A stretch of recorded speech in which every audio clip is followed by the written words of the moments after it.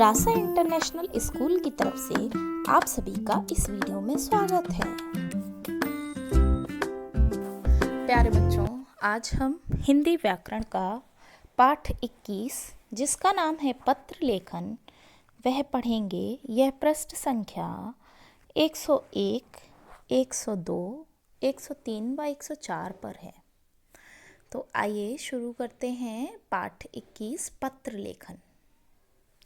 पत्र लेखन एक ऐसी कला है जिसके माध्यम से हम अपने दूर रहने वाले मित्रों, रिश्तेदारों तथा परिचितों के साथ आवश्यक सूचनाओं तथा समाचारों का आदान प्रदान करते हैं।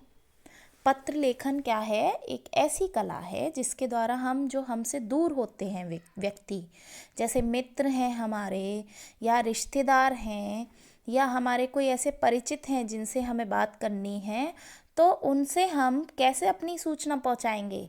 तो जो हमारा सूचना है, जो हमारी सूचना है, समाचार है, उसका आदान प्रदान करने के लिए या अर्थात उन्हें पहुंचाने के लिए और उनसे सुनने के लिए हम किसका इस्तेमाल करते हैं?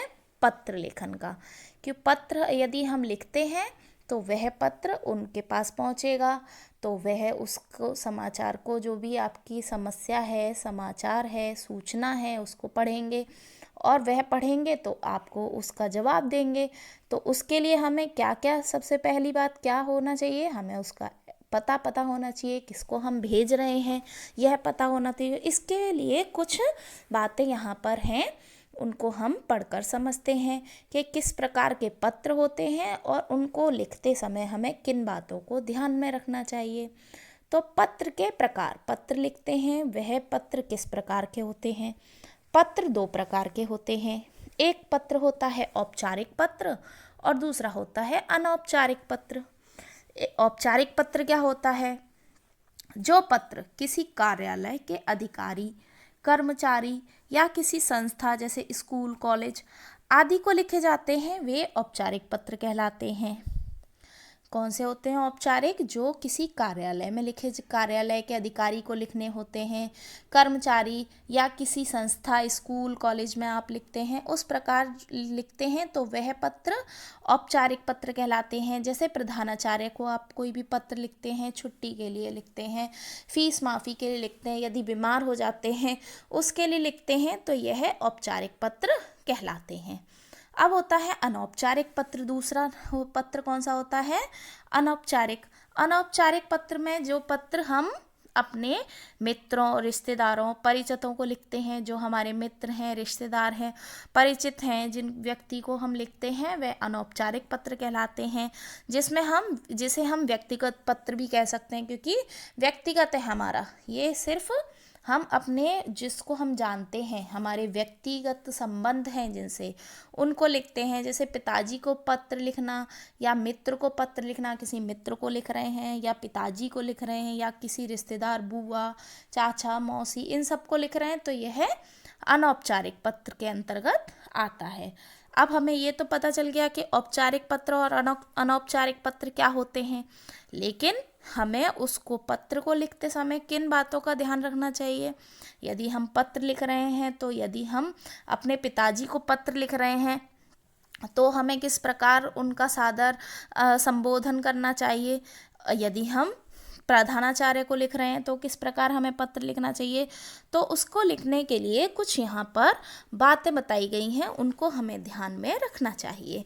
सबसे पहले है, जिसे पत्र लिखना है उसका पूरा नाम लिखना चाहिए। जिसको भी आप पत्र लिख रहे हैं उसका पूरा नाम लिखना चाहिए, क्योंकि नाम नहीं, यदि पूरा नहीं होगा तो वो समझ में नहीं आएगा कि आपने पत्र किसे लिखा है।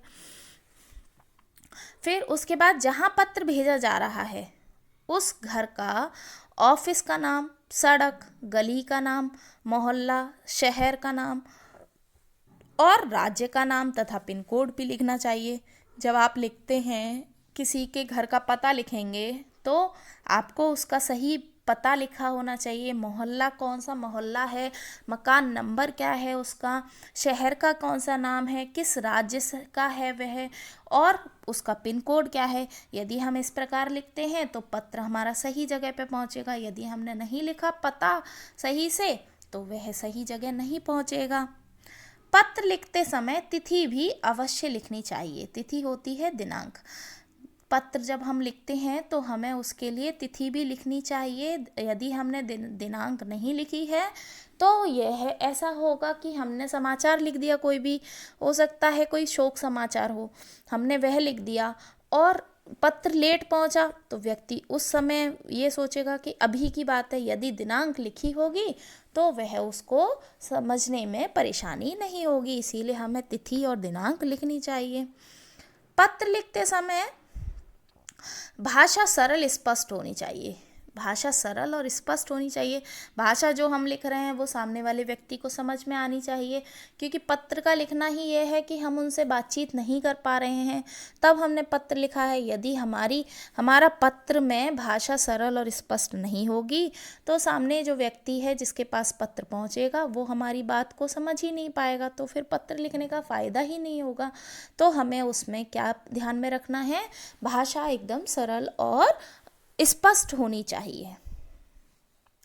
जिससे पत्र लिखा जा रहा है उसके लिए उचित संबोधन का प्रयोग करना चाहिए। सपोज हम किसी को पत्र लिख रहे हैं, किसी बड़ों को पत्र लिख रहे हैं, तो यदि हमने उसमें भाषा का संबोधन का सही प्रयोग नहीं किया है तो वह सोचेंगे पता नहीं किस प्रकार लिखा है यह पत्र। तो हमें उस बात का भी ध्यान रखना चाहिए। जैसे अपने से बड़ों के लिए, अपने से बड़े हैं हमारे तो उसके लिए उनके लिए हमें लिखना चाहिए आदरणीय हैं, पूजनीय हैं, माननीय हैं।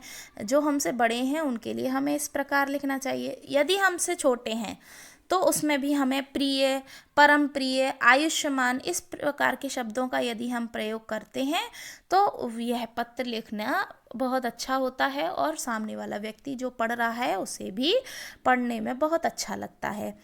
पत्र समापन के वाक्य में बाद में पत्र लिखने वाले को अपने लिए सही संबंध सूचक शब्दों का प्रयोग करना चाहिए। जैसे आपका शिष्य, आपकी आज्ञाकारिणी शिष्या, आपका शुभचिंतक, आपका हितैषी। जब आपने पत्र समाप्त कर दिया है उसके बाद भी आपको अपने लिए भी शुभ संबंध सूचक लिखने चाहिए, जो आपका संबंध है उनसे उस प्रकार लिखना चाहिए। अपनी बात स्पष्ट करने के लिए उचित विराम चिन्हों का प्रयोग करना चाहिए। विराम चिन्ह आपने पढ़े, विराम चिन्ह यदि गलत लगा हुआ है कहीं पे तो बात का अर्थ ही अलग हो जाता है। तो उसमें आपको जब पत्र लिखना है तो इस बात का भी विशेष ध्यान रखना है कि विराम चिन्ह भी सही स्थान पर प्रयोग हो। यदि विराम चिन्ह गलत स्थान पर प्रयोग होते हैं तो आपकी बात स्पष्ट नहीं होगी। पता साफ और स्पष्ट होना चाहिए। पता जो आप लिख रहे हैं वह कैसा होना चाहिए, साफ और स्पष्ट होना चाहिए। जैसे यहाँ पर दे रखा है सेवा में, जैसे मोहल्ला क्या है, मल्होत्रा बुक डिपो है और गुलाब भवन है, 6 गुलाब भवन है और बहादुर शाह जफर मार्ग नई दिल्ली और पिन कोड दे रखा है। और यदि टिकट लगानी पड़ती है जिस पत्र पे भेज रहे हैं तो टिकट भी लगानी चाहिए आपको। और इस प्रकार से पत्र लिखने का यह सही तरीका होता है कि आपने उसका गली, मोहल्ला, सड़क और पिन कोड, शहर, राज्य सभी लिखा है, उसके बाद आपने इसको भेजना चाहिए। तो यहाँ पर औपचारिक पत्र दिए गए हैं और अनौपचारिक पत्र किस प्रकार लिखते हैं उसको हम नेक्स्ट वीडियो में सीखेंगे। जब तक आप इनका अभ्यास कीजिए। धन्यवाद।